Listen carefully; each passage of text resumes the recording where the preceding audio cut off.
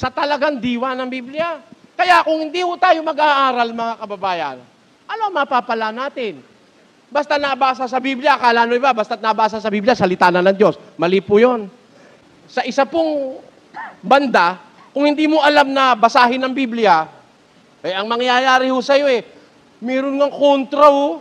Sabi rito, wala raw pakinaabangan Diyos sa tao. Sabi naman dito, pwede naman gamitin ng Diyos ang tao. Di magkakontra. Bakit magkakontra? Kasi, hindi parehong salita ng Diyos. Yung isa'y salita ng Diyos, yung isa'y salita ng kalaban ng Diyos. Tignan mo muna, bakit kontra? Baka yung isang salita ng Diyos. Yung isang salita ng demonyo. Pareho mong kinuha Tapos pinagbintangan mo ang Biblia na kontradiksyon. Hindi. Pag parehong salita ng Diyos, hindi pwedeng magkontra. Basa. Pakinggan nyo sa 8 ng Kawikaan. Ganito po ang ating mababasa. Lahat ng mga salita ng aking bibig ay sa katuwiran. Walang bagay na liko o suwail sa kanila. Lahat ng salita ng aking bibig ay sa katuwiran. Walang liko. Walang kontradiksyon. Walang suwail. Sabi ng Diyos. Ginarantyahan ng Diyos yun Pero makakabasa ka talaga, parang magkakontra. Kaya lang, iintindihin mo muna, baka naman magkaibang panahon. O baka naman hindi parehong salita ng Diyos. Baka yung isang nagsalita, tao. Yung isa naman na nagsalita ay ang Diyos. Maaring magkakontra nga dahil hindi naman magkapareho isip ng Diyos at ng tao. Maaring yung isa naman talagang kakontra dahil ang nagsalita ay si Satanas. Kalaban ng Diyos yun. Maaring namang salita ng Diyos pareho, kaya lang alam mo, baka akala mo'y kontra kasi hindi mo naintindihan. Pakinggan nyo, meron akong babasahin. Basahin natin. Huwag mong sagutin. Huwag mong sagutin ang mangmang ng ayon sa kanyang kamangmangan. Baka ikaw man ay maging gaya rin niya. Sagutin mo ang mangmang ayon sa kanyang kamangmangan. Baka siya'y maging pantas sa ganang kanya. Kita nyo? Magkasunod na talata, magkaiba Pakiulit. Huwag mong sagutin ang mangmang ng ayon sa kanyang kamangmangan. Baka ikaw man ay maging gaya rin niya. Ayun. Huwag mong sasagutin ng mangmang ayon sa kanyang kamangmangan. Baka maging gaya ka rin niya. Maging mangmang ka rin. Tuloy. Sagutin mo ang mangmang ayon sa kanyang kamangmangan. Kita nyo? Pagka nga nabasa mo yan, malulugaw ang utak mo. Biro mo nga naman magkasunod. Sabi doon sa unang instruction, huwag mong sasagutin ng mangmang ayon sa kanyang kamangmangan, baka maging gaya ka rin niya. Tapos, doon naman sa susunod, sagutin mo ang mangmang ayon sa kanyang kamangmangan. At, baka siya'y maging pantas sa ganang kanya. Kita nyo? Magkakontra o hindi? Magkakontre. Kung ang babasa, walang unawa. Pero, pag ang babasa po ng dalawang talatang ito'y nakakaunawa ng Espiritong galing sa Diyos, hindi magkakontre. Gusto nyo patunayan ko sa inyo, mga kababayan? Dalawang magkasunod na talata yan, ito nyo, pakinggan nyo. Ulitin nating isa-isa, Basa. Huwag mong sagutin ang mangmang ng ayon sa kanyang kamangmangan. Baka ikaw man ay maging gaya rin niya. Sabi ng Diyos, huwag mong sagutin ang mangmang ayon sa kanyang kamangmangan. Baka maging gaya ka rin niya. Ito ang consequences ng pagsagot sa mangmang Bawa, may nakasalubong kang taong mangmang, hindi umuunawa, nagalit agad, minura ka. Hindi mo na nagtanong, galit agad, may nabalitaan lang siya. Sumagot ka nga ayon sa kanyang kamangmangan, ano isasagot mo? May pagkakaiba pa ba kayo? Pareho na kayo! Ulitin natin yung talata. Huwag mong sagutin ang mangmang ng ayon sa kanyang kamangmangan. Baka ikaw man ay maging gaya rin niya. Tama ang salita ng Diyos o hindi?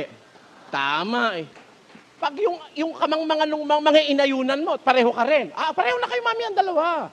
Wala na kayong distinction. Even if you believe that you are wiser than the mangmang, you are both mangmang. Lumagay ka sa level niya Okay na, no? Naintindihan nyo na ibig sabihin ng Diyos? Ulitin ho natin ulit, saka naman natin ituloy. Pakinggan nyo. Huwag mong sagutin ang mangmang ng ayon sa kanyang kamangmangan. Baka ikaw man ay maging gaya rin niya. Ayun. Pag sumagot ka sa mangmang, siya ang sinundan mo eh. Sinagot mo siya ayon doon sa kanyang kamangmangan eh. O, magiging gaya ka rin naman niya. Eh, pantas ka sa palagay mo. Ikaw ay maalam. Meron kang kalidad. Tapos lumagay ka sa kanyang level. Masama mangyayari sa'yo. Pero ang sumunod na talata ay ganito. Sagutin mo ang mangmang ayon sa kanyang kamangmangan. Baka siya'y maging pantas sa ganang kanya. Kita nyo, doon naman sa susunod, sagutin mo ang mangmang ayon sa kanyang kamangmangan. At baka maging pantas siya.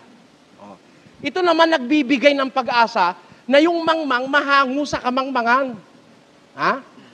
Hindi ikaw ang lalalim sa kanyang level, kundi siya ay hahanguin mo sa level mo. Paano ang gagawin mo sa kanya? Sa pakikitungo mo sa mangmang, pag nakikipag-usap ka, sasagutin mo siya ayon sa kanyang kamangmangan. Ha? At unti-unting magiging pantas siya. Paano yon? Pakinggan nyo, ha? Sabi nung pasyente sa doktor, Dok, masarap ho ang ang ice cream may diabetes ka masarap po ang ice cream Paborito ko yun mamamatay ka agad. Sabi ng doktor. Sabi ko na sa'yo, bawal lang matamis sa'yo Mamamatay ka agad. Paano ho yan, Dok? Paborito ko yung ice cream. Ibig mo sabihin, hindi na ako pwede kumain ng ice cream? Pwede, paminsan-minsan. Kaya lang, pag kumain ka ng ice cream, mga kalahating kalahating baso lang. Pero pag kumain ka ng ice cream, huwag ka nang kakain ng kanin at saka tinapay. Bakit ho? Kasi yung tinapay at saka yung kanin, nagiging sugar din yun Hindi ko naintindihan yung Dok, basta't masarap ang ice cream. Sabi niya, sige, pag uwi mo, kumain ka ng isang basong ice cream. Damihan mo isang baso Tapos balikan mo ako bukas kung ano naramdaman mo Sige. Sinagot mo na siya ayon sa kamang. Pinipilit niya ice cream, di bigyan mo siya. Sige. Sige, isang baso. Sabi ko kanina kalahating lang. Sige, isang baso puno, kainin mo lahat Sige. Kinabukasan bumalik. Dok, lambot na lambot ho ako, nanginginig ang katawan ko. Nung pagkakain ko ng ice cream, uminom pa ako ng Coke. Talagang lambot na lambot ho ako. Nanginginig ho ang katawan ko. Tapos init na init ako, pawis na pawis ho ako. Lambot na lambot ho ako, Dok. Sabi ko na sa'yo masama sa'yo yung ice cream. Matamis yun, maraming asukal yun binagayan mo yung kamangmangan yan, hindi niya maintindihan Hindi niya alam yung glucose, hindi niya alam yung lactose, hindi niya alam yung simple sugars, hindi niya alam yung that carbohydrates is converted into simple sugars, iparamdam mo sa kanya. Ngayon, nanginginig ka pa ba? Nanghihina pa ba ang laman mo? Upo, Dok. Teka, bibigyan kita ng inumin mo. Diyan ka kalahating oras, huwag ka alis ano pakiramdam mo? Malakas na ho, Dok. Malakas na. Ayos na ho. Ayos na. Eto pa isa. Inumin mo pa to. Dok, nanghihina ho ako, Dok. Nung tumatalaman ko, nanghihina ako. Ito. Kalahati. Nung mainom yung kalahati, pagkaraan na medya oras, Dok, lumalakas na naman ako. Yon. Ganon, anak. Kaya nga bawal sa'yo maraming sugar, kailangan regulated lang. Yung ibinigay ko sa'yo, pampababa ng sugar, tinan mo nang bumaba yung sugar mo, nalambot ka rin. Nung tumaas yung sugar mo, nalambot ka rin. Kaya kailangan, ang regular na sugar lang, ma-maintain. Ayan, para sa mga may diabetes.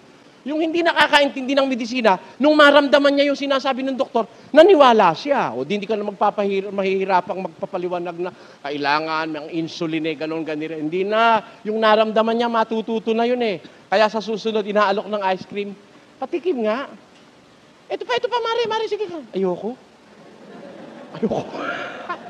Natuto yung mangmango, hindi. Bakit? Binagayan mo yung katangahan niya yun ang ibig sabihin ng Diyos doon. Kaya patutuloy ako, marunong na akong kung kulang, kung sobra. Kasi magkulang at sumobra, mahihilo ka Aatakihin ka ng presyon na mataas Ganon din naman yung yung tinatawag na hypertension at hypotension. Hindi naman natin alam yun Alam ng doktor. Pero through experience, nalalaman natin na i-convey sa atin ng doktor yung kanilang pinag-aralan through experience. Malaan mo lang yung intent nung nagsasalita. Hindi mo masasabing may kontradiksyon. Ganon ang sinasabi ng Biblia. Na Sagutin mo ang mangmang ayon sa kanyang kamangmangan at matututo naman siya. Maaari siyang maging pantas sa ganang kanyang sarili. Sa lahat ng ito, ibig ko lang ipakita sa inyo, ang Biblia walang kontradiksyon yung salita ng Diyos. Oh. Kaya lang nagkakakontra-kontra ko minsan dahil sa sariling kaisipan ng tao.